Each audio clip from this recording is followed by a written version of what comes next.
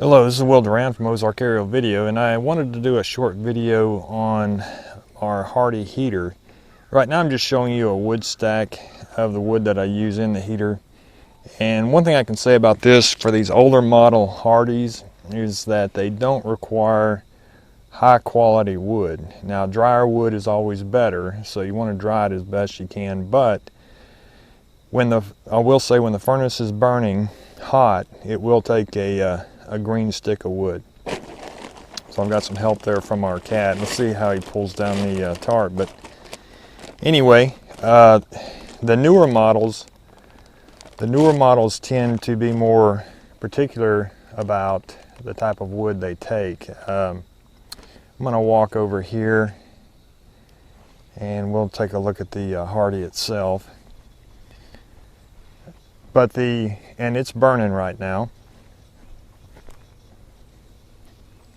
So this is an older model, and it is dated 1992 actually. But what you can see here is that it's burning. I've got an extra stack on the pipe up there. I'll move the focus there to the sky and I'll bring it back down. But usually these come with 4-foot pieces of pipe, I believe, or 3-foot. It's probably a 3-foot piece of pipe. But I've doubled it. I did that years ago. I've had mine running for, wow, 13 years. And I do burn in the summertime to get hot water. Let's move here to the front. Now you can see there's a black spot above the top door. That's your feed door where you're going to put in your wood. That's just natural from opening the top and bottom doors. The flame does come out. It might look strange to see that black spot there, but it's really not an issue. I'm going to zoom in here to the tag. See if you can see that. It's kind of covered up. But what I can read here is it's a 1992 H2 model, and it's rated at 120,000 BTUs. So you can see our house in the background there. I'm going to bring my focus there so it won't blow out. The sun is right above the roof there, so. But, oh, let's come back down. So anyway, I'll back up here. The way it operates is you've got a top feed door and you've got a bottom ash door.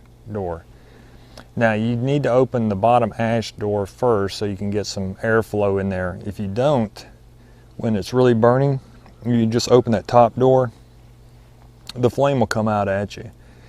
And sometimes even with the bottom door open, to give that airflow, it will still shoot out at you because there might be a lot of ash or wood blocking the grates, so there may not be that much flow. It is a safety thing, so if you open the door, and I can see it's burning now, whether there's a big flame in there or it's just kind of coals making smoke up there, you don't always know. But let's go ahead and open the bottom door here, and I'll give you a look inside. Sometimes it sticks a little bit. So there's the inside of the ash, and it has grates above this ash door that I often have to replace. Other people don't seem to, and I'm not really sure why that's the case. But let's open the top door now, and usually you want to stand back, and you do see that there is a flame going, so that's good. It probably could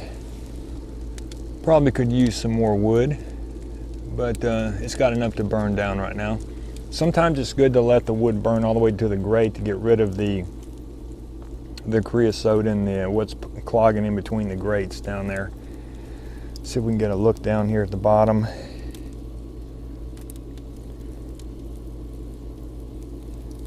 I can't really see a grate from this position, but there's grates there, and they do tend to get clogged a little bit, but usually if you just let it burn down, it'll be okay.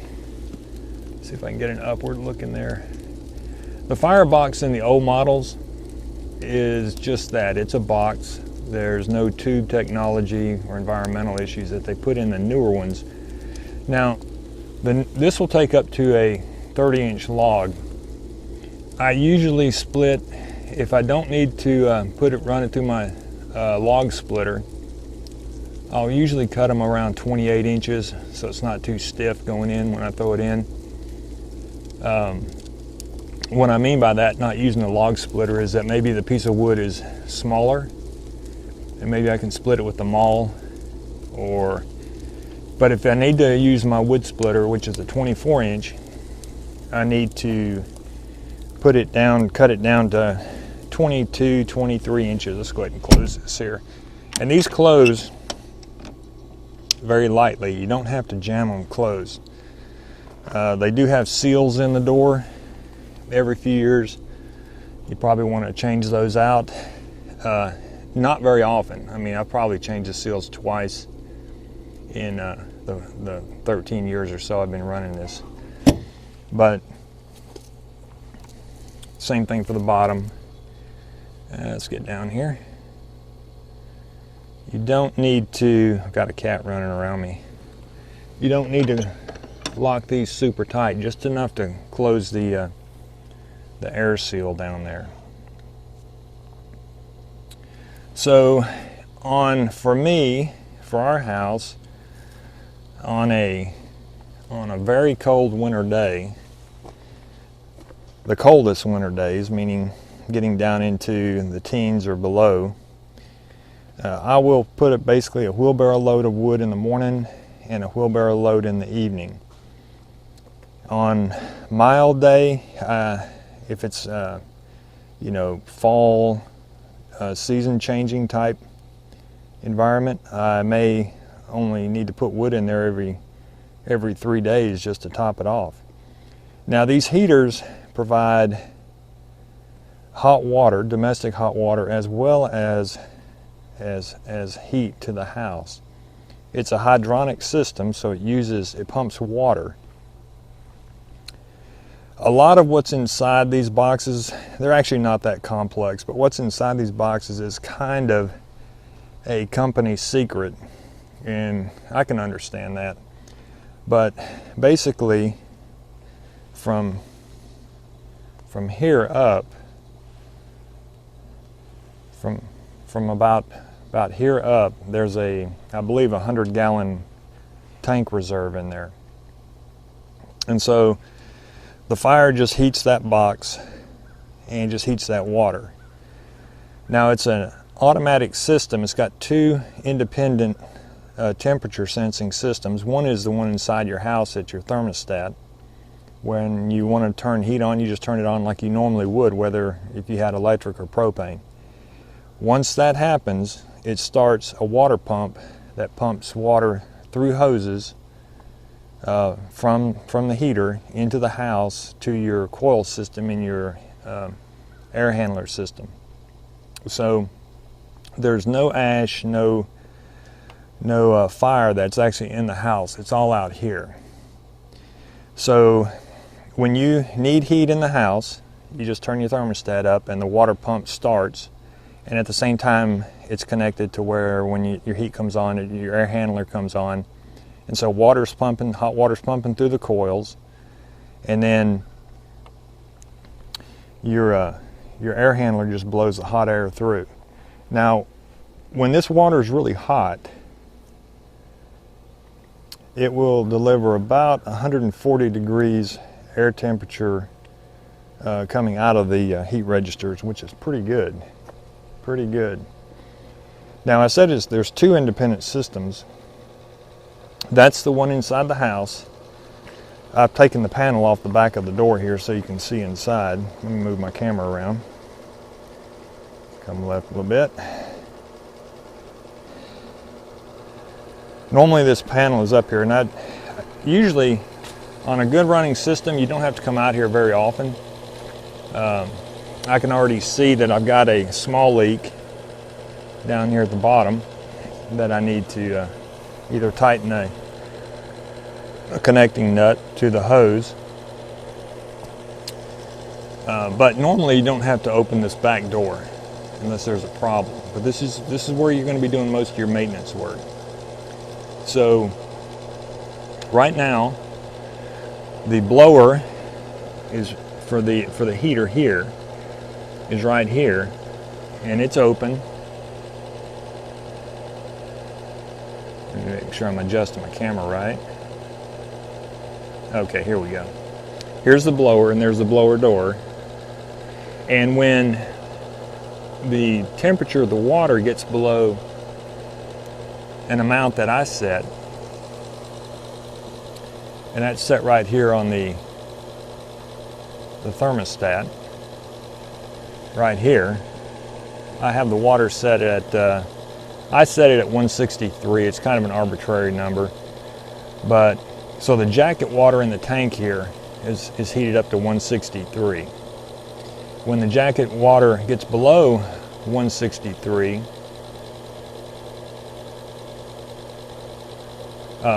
this blower will come on, and it'll blow until it reaches that temperature, and then it'll shut off. So that's an independent temperature sensing system. There's four hoses. There's four hoses that run through there. You have your domestic cold water coming in, comes into the top of the tank in a closed loop system, and goes around coils around the heat stack, at the base of the heat stack. It returns back to the house and it goes into your hot water heater. Now the hot water heater does nothing but to it mixes this really hot water with the water that's in the tank. So that means that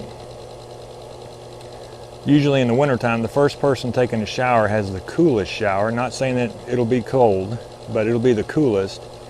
And as more people take showers, the water will get steamier and steamier. It just depends how hot the water is already in the tank. If you've been using a lot of hot water during the day, it won't take very long. If you've been away from the house and you've not been running the dishwasher or domestic hot water in the house, it'll take a minute or two if you've been away from the house for the day for the hot water to come through. So the domestic water is it flows cold from the house, brings a pipe in here, goes around the coils, around the heat stack, goes back into your hot water heater, which is turned off unless you want to turn it on, and you can. But I haven't had my hot water heater turned on in 13 years, so it's just a mixing tank. Now this pump right here, camera, that's and I can tell it's running, that's the domestic heat, and that goes from this hot water tank, this little pump here, and it only uses about 100 watts or so. It's not much.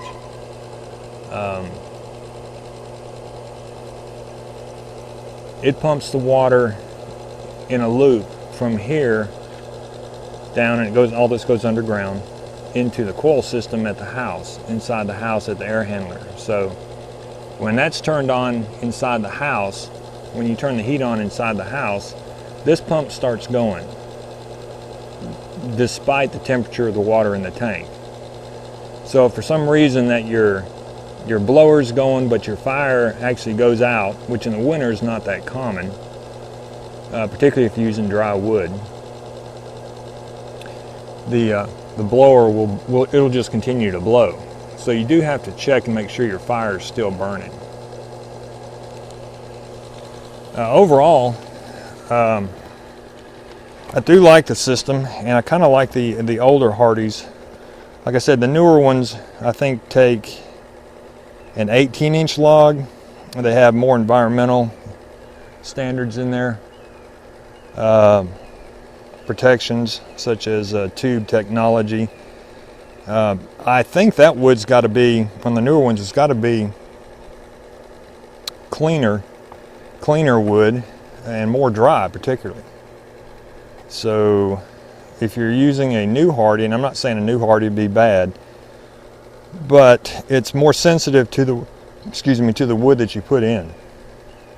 And so you might have to have nicer looking wood and shorter sticks going into the new hardies, where this old one, literally I can throw any rotten, flaky wood that I can gather in the woods and throw it in here, and as long as it's under 30 inches, then it's gonna burn it. And so it's a nice way to clean your property, particularly with these older ones, because I can put partially not fully seasoned wood in this one, and if the fire is going real well, it will burn it. So I've got the stack going right now. I'm going to go up here and I'm going to move my focus up high, my light sensitivity up high, so there's a little bit of a change.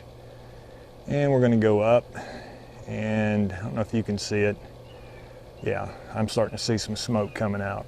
Smoke is a good thing for these. Now, if you live in an area where with other people in a tight community, I can tell you your neighbors probably are not going to appreciate you having one of these, because when they start up for the first, when they start up in the wintertime and they make a lot of smoke, that right there is not what I would call a lot of smoke coming out of this machine. It will look like it will make a lot of smoke. So if you've got someone who's lives downwind, you really are going to encapsulate their whole house and property if they're nearby.